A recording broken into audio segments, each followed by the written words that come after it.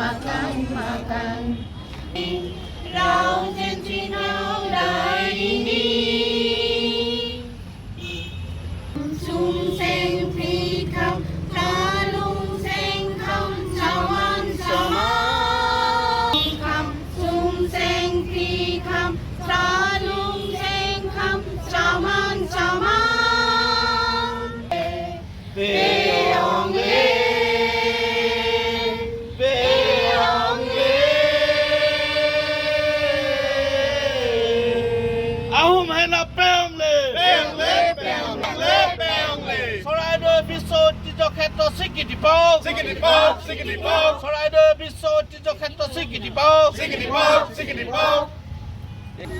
আমাৰ কেন্দ্ৰীয় সমিতিৰ সাংগঠনিক সম্পাদক পুৰাপুৰা ডাঙৰীয়া আছে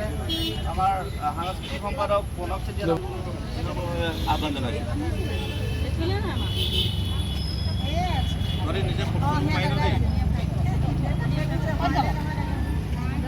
মেচ লাগে নেকি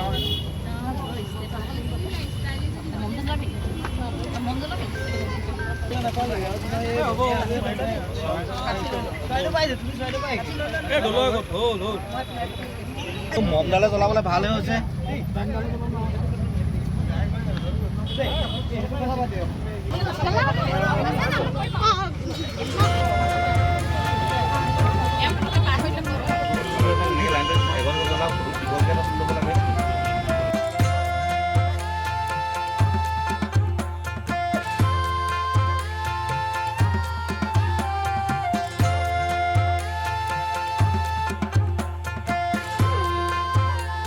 চৰাইদেউ মৈদাম ক্ষেত্ৰই বিশ্ব ঐতিহ্য ক্ষেত্ৰ হিচাপে স্বীকৃতি পোৱাৰ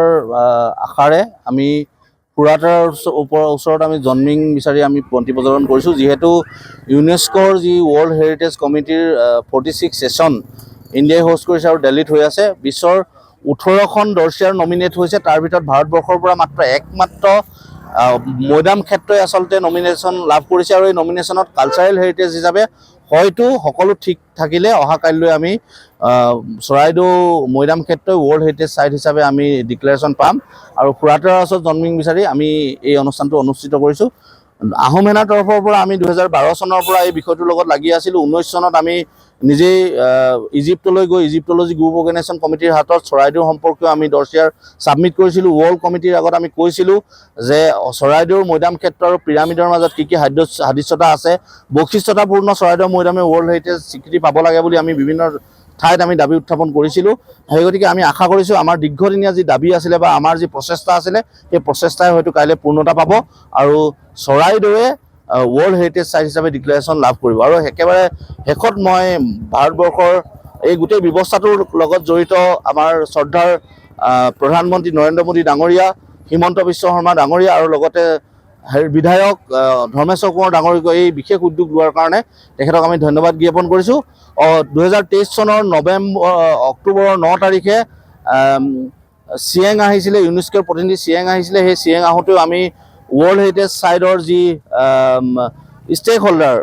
আমাৰ চৰাইদেউ ষ্টেক হোল্ডাৰ হিচাপে আমি আহোম সেনাই ৰিপ্ৰেজেণ্ট কৰিছিলোঁ আৰু ৰিপ্ৰেজেণ্টেটক আমি এই ইউনেস্কোৰ প্ৰতিনিধি চিয়াঙক আমি গোটেই তথ্য পাতিসমূহ আমি দাঙি ধৰিছিলোঁ যে কি ধৰণে আমি ৱৰ্ল্ড হেৰিটেজ সাইট পাব লাগে আমাৰ জনসাধাৰণৰ সহযোগিতা আছে আগন্তুক দিনতো থাকিব হয়তো আমি আশা কৰিছোঁ অহা কালিলৈ ভাৰত তথা অসমবাসী তথা শিৱসাগৰ চৰাইদেউবাসী এটা ভাল খবৰ পাব তাৰে আশা কৰিছোঁ ধন্যবাদ